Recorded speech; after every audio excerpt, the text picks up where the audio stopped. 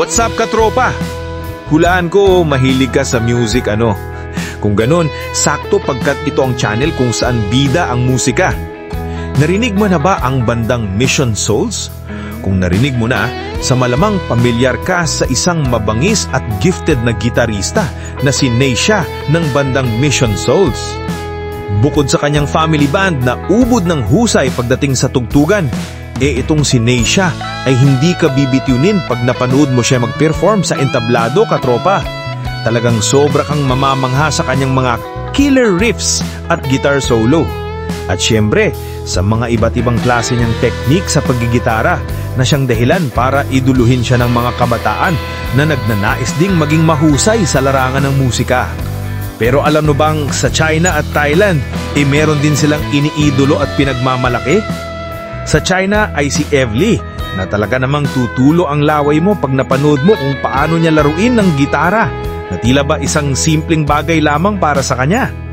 Pamatay ang kanyang mga guitar skills gaya ng kanyang shredding at sweeping technique. Ganon din itong si Nene Royal ng Thailand na nakilala sa pagtugtog sa publikong pamilihan sa Thailand. Pagbabasking ika nga katropa.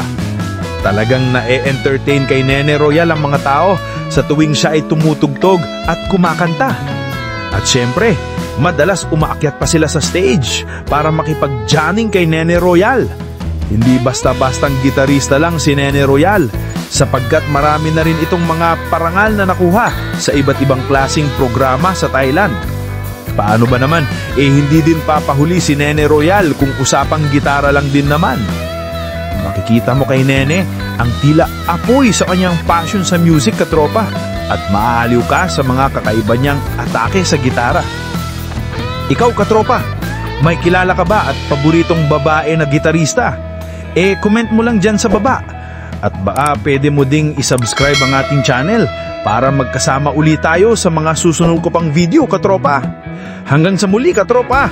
Peace out!